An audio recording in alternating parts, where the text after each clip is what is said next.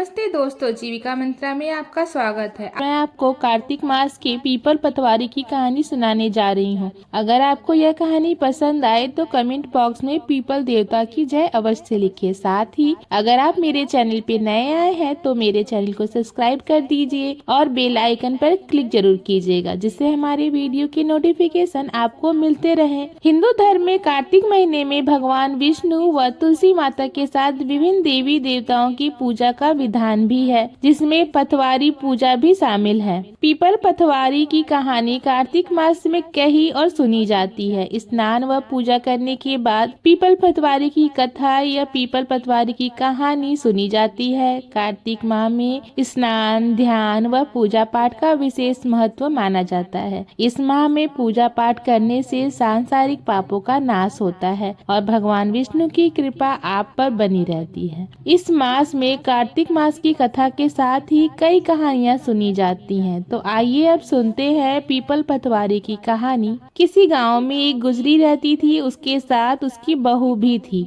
उस गुजरी ने एक दिन अपने बहू से कहा कि जा तू यह दूध दही बेच आ। वह दूध दही बेचने गई तो रास्ते में उसने देखा कि कार्तिक मास में कुछ औरतें पीपल सींचने आई हैं। वह उन्हें देखकर वहीं बैठ गई और उसने औरतों से पूछा कि तुम क्या कर रही हो, और औरतों ने जवाब दिया कि हम पीपल महादेव की पतवारी सींच रहे हैं। उसने फिर पूछा कि ऐसा करने से क्या लाभ होता है। उन्होंने जवाब दिया, ऐसा करने से अन्य धन की प्राप्ति होती है और अगर किसी का पति वर्षों से बिछड़ा हुआ हो तो वह भी मिल जाता है। सारी बातें सुनकर वह गुजरी बोली कि तुम तो पानी से सींच रही हो, मैं तो दूध दही से सींचूंगी। फिर बहू हर रोज आती और सारे दूध दही को पीपल की पतवारी को सींच जाती। उसकी सास उसे हर रोज पैसे के बारे में पूछती तो वह कह देती कि कार्तिक का महीना खत्म होने दो, तब मैं सारे पैसे लाकर दे दूंगी। कार्तिक का महीना पूरा होने पर पूर्णिमा आ गया तो वह गुजरी पीपल के पतवारी के पास धरना देकर बैठ गई। पीपल ने उसे पूछा कि तुम यहाँ क्यों पड़ी हो। उसने कहा, मेरी सास दूध दही के पैसे मांगेगी। पीपल ने कहा, मेरे पास पैसे तो नहीं है, ये भाटे डंडे पत्ते और पान पड़े हुए हैं, ये सब ले जाओ और एक गुल्लक में रख देना। घर जाने पर सास ने पूछा कि पैसे लाई हो। तब उसने कहा, मैंने गुल्लक में रख दिया है। सास ने गुल्लक खोलकर देखा तो उसकी आंखें फटी की फटी रह गई। गुल्लक में हीरे मोती जगमगा रहे थे, पत्ते धन में बदल गए थे, जिसे देख सास बोली, इतना धन कहाँ से लाई हो। बहू ने सारी बात सास को बता दी कि उसने तो दूध दही से पीपल की पटवारी सींची थी और पैसे मांगने पर पीपल ने उसे डंडे और भाटे दे दी थी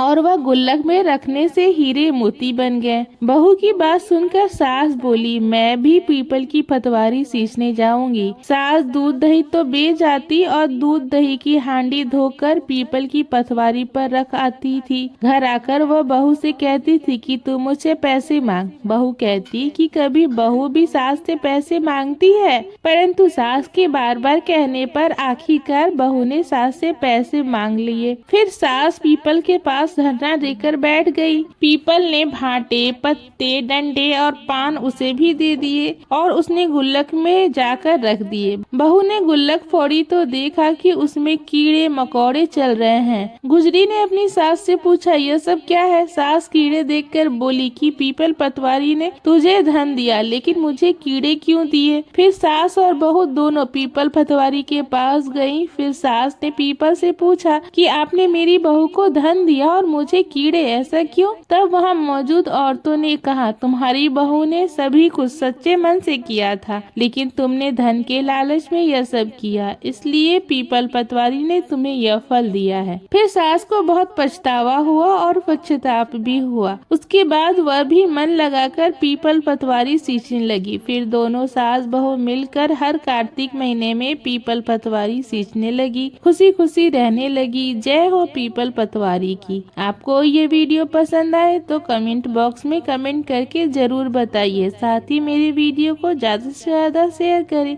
धन्यवाद।